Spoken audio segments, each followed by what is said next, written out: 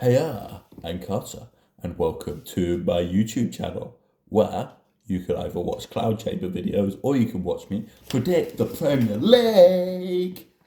Whoa! So you are going to see me with amazing editing predict the entire Premier League table at the end of the season. So without further ado, let's get into our sponsor, Ducks. I don't know. If you search online, you can get a duck. Okay, that's the end of my sponsor because they actually weren't sponsoring me. They are not paying me any money to sponsor that. That's why I didn't say the name of the company. Wow, that's 44 seconds gone. In 20th place, we have Southampton. You see, Southampton, they just came up from the Championship, and I don't know, I've not been too impressed with their signings. Lallana, he's a bit old, and I'm not sure the fans will like him after ditching for Liverpool too much. So I just see Southampton having an absolutely dreadful start. I don't see them being as bad as last year's 20th place team. I think they'll get more points than both Burnley and Sheffield United. And they'll go on patches of form where they'll have good runs of games. I think Adam Armstrong is perhaps Southampton's best chance, and maybe Alcaraz. He was pretty good in the Premier League, so I see them scoring goals, but I also can see them conceding quite a lot. So yeah, Southampton in 20th. In 19th, we've got Brentford. Brentford, you might say, like, really? Isn't Thomas Frank, like, an amazing manager? Like, he will keep Brentford up for sure.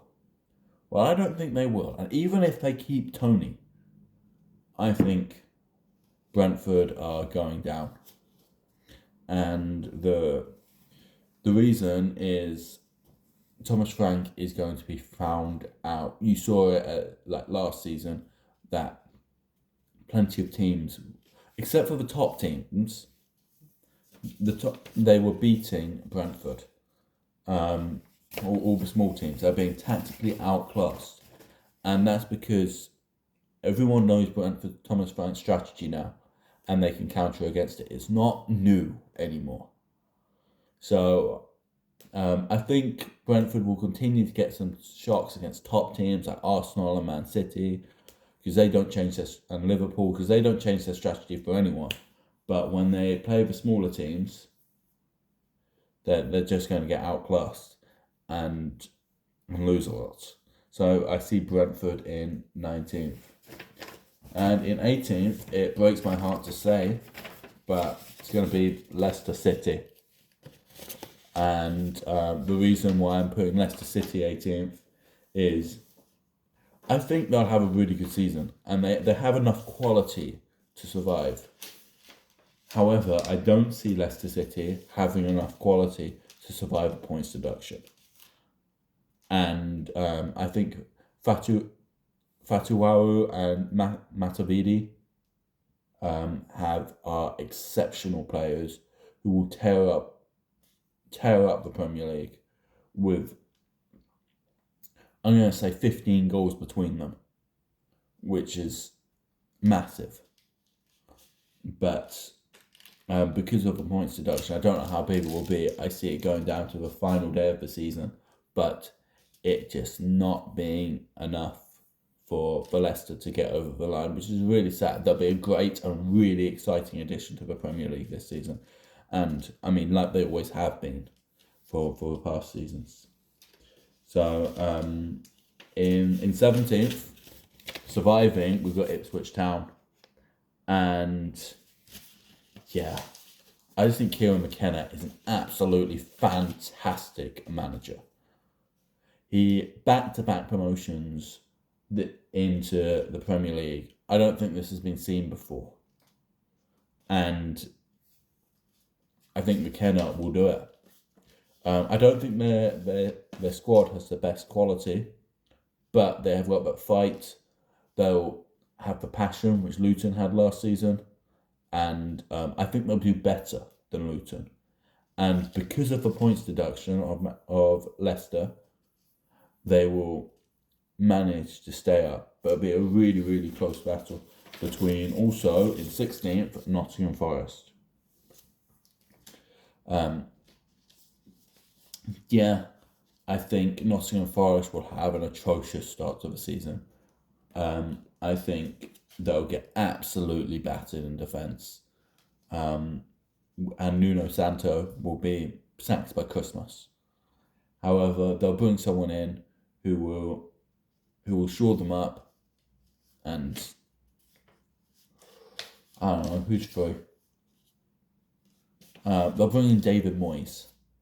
I can see Nottingham Forest getting in David Moyes and him absolutely revolutionising defence, and it's becoming the second half of the season. Nottingham Forest will be one of the best defences in the league, and they will be tight enough at the back to score enough goals, and Chris Wood will come to light in the second half of the season, and they'll round out those 1-0, 2-1 wins, and just get out of the relegation zone by the end of the season. But it will be tight.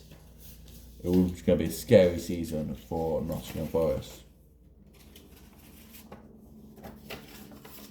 Then 15th, we've got Wolves.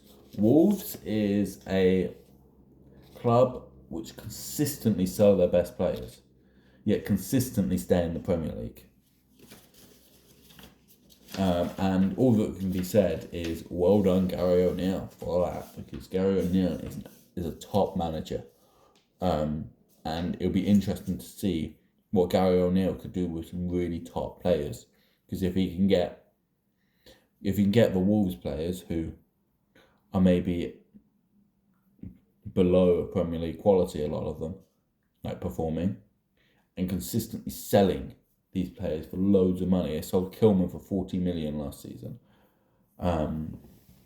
Then, like this season, then, yeah, it's another season in the Premier League for Wolves. Yeah. And in 14th, you've got Brighton. I don't really expect Brighton to ever get in the relegation battles, but I see a massive drop-off from last season. Hurstler is a really unknown quantity. It's being talked as like the hipster management choice, like even more than De Zerbi, because even De Zerbi was at a big club in Ukraine. But yeah, Hurstler, real hipster choice here. So a really unknown quantity, and I think Brighton will be streaky. They'll go on a 4-game winning streak and then an 8 games without a win before looking amazing again in another 4-game win streak. It will just be a really streaky season for Brighton. In 13th, we've got my club, it's Everton. I think Sean Dyche is a fantastic manager. But that's the thing, I think there's a lot of fantastic managers in the Premier League, especially at these lower clubs, and they're all going to be competing with each other. Everyone knows Dyche's strategy, so I think it will start to get countered a little bit. But Dyche is good enough to grind out these victories. We've also got a very good attacking player in Lindstrom, who is a set-piece taker and could be absolutely fantastic. A Bruno Fernandes of Everton. Did I really just compare Lindstrom, who scored 0 goals and 0 assists last season, to Bruno Fernandes? I hope so. That's the amount of hype I've got around him. And I don't think we're selling Brown for weight. We might sell Calvert-Lewin, who might be a miss. But I would prefer to sell Beto and keep Calvert-Lewin and just let him go on a free. Because Beto will get us the money we need, and Calvert-Lewin's the better player. If we're able to keep Calvert-Lewin, and with added goals from Lindstrom and Ndiaye, then we could Could have a really solid season, nowhere near relegation, but some clubs might begin to figure us out a little bit and outsmart us. So it's about Dyche to outsmart what they're predicting us to do. So really solid defensive season, and maybe a few more goals would be quite nice. In 12th was another shocker, West Ham. But what do you mean? West Ham squad is absolutely stacked. And they just got Lopetegui, who when he went to Wolves, got them out of a relegation scrap. What an amazing manager he is. Yes. But I think West Ham is a very different kettle of fish to Wolves. We've got Europa League winners here. And I don't think the players will gel as quickly as the Wolves players managed to do. A lot of the Wolves players are very quick and athletic and were easy to adjust to Lopetegui's style. But West Ham just bought Fulkrug, massive. And I guess Kilman was part of that thing. That massive centre forward. And they've got Thomas Soucek. Will he be able to play the same roles? And will Paqueta manage to do the same things? I don't know why, but I see West Ham having a bit of a drop off this season. And maybe it's just the beginning of the season which they struggle. And they do sort of what Bournemouth did last season, where Iraola came in and they had a terrible start. But then they started to get the system and it started working for them. Maybe I see a similar thing happening with West Ham. It's taking a little bit of time to get the right system in. And then we'll start working. And now we hit that kind of like the mid-table area. And 11th, 10th, 9th and 8th, I really struggled to place these teams because I think it will be so tight in the middle of the table. But in 11th, I put in Crystal Palace. I know Crystal Palace always come 11th. I mean, last season was an exception, but before that, they're like 11th every single season, which is probably why I put them there. But I think that Oliver Glasner is a fantastic manager. I don't think Elise will be a miss at all. They were able to get a great signing who is in Kamada, and who will be able to replace Elise and perhaps be less injury prone. Palace have shown that even with just Eze on the pitch, they are able to Eze and Mateta, they're able to tear up defences, and they're going to be a really, really exciting high scoring pick. So a very exciting season I'm predicting for West Ham. No, for Crystal Palace. But in 10th, we got Bournemouth. I think Iraola is another fantastic manager who's just got Bournemouth ticking. I think this season they will be challenging for Europe and will have a really, really good start. Everyone's going to be so impressed with Europe. Some people with Bournemouth, they might even challenge for the Champions League. But with a lot of teams that have great starts, they fall away a little bit towards the end of the season. And that's what I see happening to Bournemouth. And therefore they'll drop to 10th. But a very, very good season from Bournemouth. And now we have in 9th, we've got Chelsea. Enzo Maresca. There's a lot of hype around Championship managers right now. And I don't think it's justified. There haven't been. It's because Marco Silva's been doing well and he won the Championship. Because Bielsa's still seen as a good manager and he won the Championship recently. Rafa Benitez won the Championship. And other than Daniel Farke, they've all gone on to do some really, really good things. Eddie Howe won the Championship, like lots of these managers, but none of them have managed at a big club, except for Nuno Santo. And when Nuno Santo went to Spurs, it didn't last very well. So this is going to be another Nuno Santo, this Enzo Maresca thing. Chelsea are going to be losing on the spin and even see themselves in the relegation zone after 5 games. After 6 games, the Maresca project Maresca is going to be the first manager sacked, I tell you now. And Chelsea are going to look like a real fool for sacking Pochettino. He was a great manager going in the right direction. And they sack him. And they're going to pay for it. And I see Chelsea crawling back to Pochettino after sacking him. And whether Pochettino accepts or not, it is up to him. I would. It's a big paycheck, and you have the same players from last season, maybe except for Conor Gallagher, who was big. But yeah, it's going to be an absolutely dreadful start for Chelsea. But with Pochettino back at the wheel, if he accepts, I reckon they'll get back into 9th and fix up the mess which they made. Not enough for European football, but fixed up. And in 8th, we have Man United. It says Ten Hag there. That's because I was thinking about how bad Ten Hag as a manager is. And he's going to stay the entire season. Need I say more? They do have some new transfers in, but I don't think they're any better than the old players. Do you really think Xerxes is going to be any better than Højlund? Really? Højlund was a star. Xerxes was a bit less of a star. Højlund's a better player. Therefore, you're not scoring more goals here. Maybe Sancho can make a difference, but Sancho was there last season and he didn't.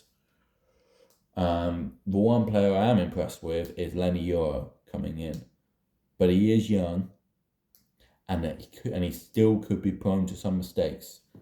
Don't get angry at Lenny Yoro though. Don't make him your villain like you made Harry Maguire your villain, because Harry Maguire is a fantastic defender. You just have to admit that Lenny Yoro is young and will make a few mistakes in the Premier League, costing some big games. In future seasons, he will be a star for you. But for right now, he's gonna struggle in the first season. So, Man United, same old boring 8th. In 7th, Fulham. What are you doing predicting Fulham so high? Well, every year there's this random team that gets European football. Every single year. Last year was Aston Villa. And this year it's going to be Fulham. Fulham are moving in the right direction. I was very impressed. 2 5-0 wins on the bounce last season in a row. And then drawing 3-3 with Liverpool. An exceptional cup run in the Carabao Cup. Fulham are moving in the right direction. And with good transfers like Emil Smith-Rowe and potentially McTominay as well. They're bidding for him. I see Fulham making an absolute push with Muniz scoring 20 goals next season. You heard it here first. 20 goal season for Muniz. It's going to be a flying season for Fulham, and they'll get European football to challenge for it. And no one can say they're boring anymore, because Fulham are an exciting team now under Marco Silva. So who is going to be getting the Europa League? In 6th place, I've got Aston Villa. And people are saying Aston Villa will get Champions League again. I don't see it. I think Aston Villa will get some injuries. They're still a very good side, and they've made some amazing transfers. I think Illing Jr. will be an underrated star for you in the Premier League. Morgan Rogers, he was there last season, but he's a good player. Onana, he gets very excited for the big games and he'll do well in the big games. So he's a good Champions League player. I wouldn't play in the Premier League though, he gets bored. Doesn't work as hard. So but you will get some injuries to some big players. Ezri Konsa, maybe. If you get an injury to Ollie Watkins, who's going to be a striker? How would you deal with an injury to Ollie Watkins? And even if that's only 4 games is a big chunk of a season, and that could lose you out on Champions League football. So I can only see Aston Villa in 6th. In 5th, Liverpool. Yeah, another unknown entity in Arne Slot. And just due to the new manager, it will take some time to get things right. I think he will get things right, but it will take a bit of time. Therefore, but time is points. And all these other teams, which have had the same manager for a while, they're going to be getting these points early on, and Liverpool won't be. And that's going to cost Liverpool the Champions League. And 4th, we have Newcastle. And I'm confident Newcastle back in the Champions League next season. Alexander Isak is an absolute freak of nature. He's going to score 20 plus goals next season. It will be an unreal season. They're also shoring up their defence, I think. They made some smart Kelly signings in Lloyd Kelly, I think, from Bournemouth on a free. And who else have they signed? They made some really good outgoings. They got 35 million for Anderson. Or was that Elliott? Can't quite. No, I think it's Anderson. Random Newcastle players getting 35 million from Nottingham Forest. Absolute steal.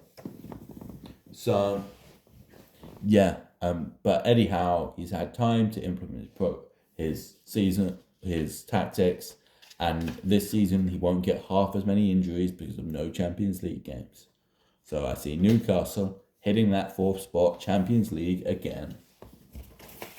In 3rd, we have Spurs. Yes, Tottenham Hotspurs getting in 3rd. This isn't really a surprise. Ange Postecoglou is a great manager. And we saw it last season. It took a bit of time to get into it. There was some freakish results. 4-1 against Chelsea, incidentally. But this season, he'll get it right. He's got a few players. He's got Archie Gray in, and I think they're trying to replace the striker as well. They're trying to sell Richarlison and get someone else. I think, however, Richarlison's a good striker. I want him back. I want him back in Everton. Even if they have Richarlison, I see him getting 3rd. And Postecoglou's side will just be this good. And I see them getting like plus 80 points, plus 85 points, and still coming 3rd. But that's just because of the beasts that are Man City and Arsenal. So who's going to come 2nd? Man City. I can't do it. I can't predict Man City 1st. So I have to predict Man City 2nd, which means I'm predicting an absolutely unparalleled season from Arsenal, who will win the league. Their defence is amazing. I think Havertz will score 15 goals this season. He's got a manager who believes in him, and second half of last season he was doing it regularly. So he's going to be scoring goals all season this season. They've got enough depth in defence and midfield. They have a complete package, and if Arsenal don't do it this season, then I'm starting to believe that the only thing that can stop Man City are FFP. And I don't believe that because of corruption. Anyway, that is my Premier League predictions. I don't know if you can see that, but there we go. I hope to see you next time on another a video of mine, which will probably be random. I love you, Chloe. Bye.